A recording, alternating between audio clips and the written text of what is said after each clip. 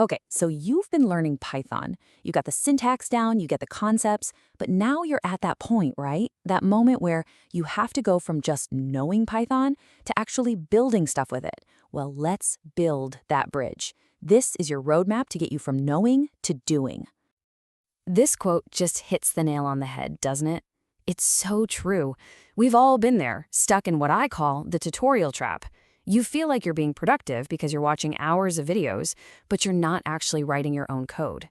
Our goal right now is to break that cycle for good. So think about that bridge. On one side, you've got all the theory you've learned, and way over on the other side, you're confidently building your own apps. We're going to walk you right across that gap step by step. This is the question literally every single beginner asks. You feel like you have all these different puzzle pieces, but you have no clue how to actually put them together to make a picture. And hey, don't worry, that feeling is completely normal. There is a clear path forward. Before we even get to the projects, we have to talk about the most important tool you have, your mindset. This is the foundation for everything else. Because the whole strategy hinges on this one idea, the power of small wins. Let's just get this straight right now.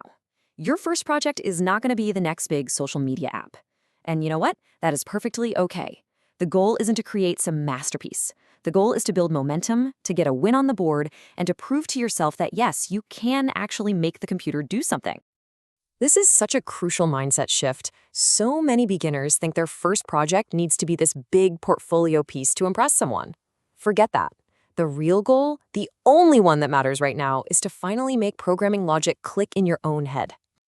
All right, so with that mindset in place, let's get into the actual game plan. This is your actionable, step-by-step guide to get you from zero to building your very first real projects. Our roadmap has 3 pretty simple, manageable stages. We're going to start in the console, that little black window. Then we'll move on to working with files. And finally, we'll unleash the real power of Python with some fun automation projects. Each step builds right on top of the last one. So, step 1 is all about simple programs that run right in the terminal. I'm talking about a number guessing game, a basic calculator, maybe a password generator. These might not sound super glamorous, but trust me, they are so important for building your foundation. So, why start here? Well, it's because these little projects force you to use the absolute fundamentals. You've got variables, loops, conditions, functions. You simply cannot build a guessing game without them. This is where all that theory you learned finally becomes real. Okay, once you're comfortable with those basics, step 2 is all about making your programs interact with the outside world. And that means reading from and writing to files. Think about a simple note-taking app that actually saves your notes to a real text file on your computer. This is where things get really interesting. Suddenly, you're not just coding in a little bubble, you're dealing with file handling, you're thinking about error handling, like what happens if the file isn't there, and you're working with actual data storage. This is the moment Python starts to feel like a really powerful real-world tool. And now for the magic, automation. This is where you write a script that renames hundreds of files in a second, or a script that organizes your messy download folder for you, or maybe even one that scrapes data from a website. This is you telling the computer to do all the boring stuff for you. Seriously, this is the stage where you have that big aha moment. You write a short little script, you hit run, and you just watch it perform a task in seconds that would have taken you an hour by hand. This is the practical power of Python on full display, and it feels awesome. So after you've worked through those 3 stages, you're going to have a really solid foundation. And the natural next question is, well, where do I go from here?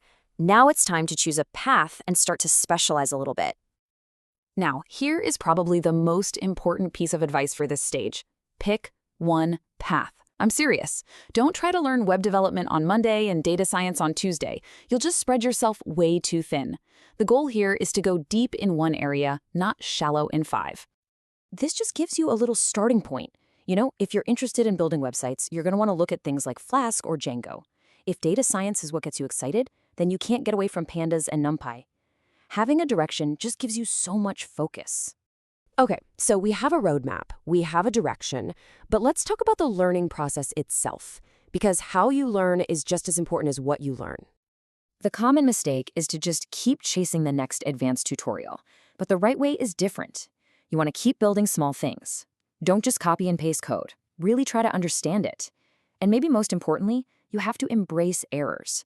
Breaking your code and then figuring out how to fix it, that's where the deepest learning actually happens. And as you're building, please make this your golden rule from day one. Your GitHub profile is your living, breathing resume. Push everything you make to it, no matter how small or simple. A little script, a half-finished project, it all tells a powerful story of your journey and your progress. Feeling a little overwhelmed by all this? Don't be. You don't need to lock yourself away and code for 8 hours a day. 30 focused minutes, done consistently every day, is so much more valuable than one frantic 8-hour coding session on a Saturday. Just make it a small, achievable habit.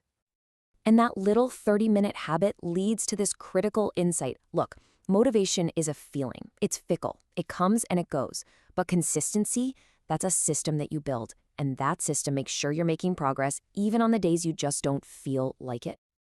I really want you to let this one sink in for a second. Nobody is born a senior developer. Every single professional programmer you admire started right where you are now, writing a simple calculator script, getting totally confused by an error message, but staying just curious enough to figure it out. You are on the right path. So that's it. The theory is over. You have the roadmap. Your journey from being a watcher to being a builder, it starts right now. The only question left is, what's that first small win gonna be? What will you build first?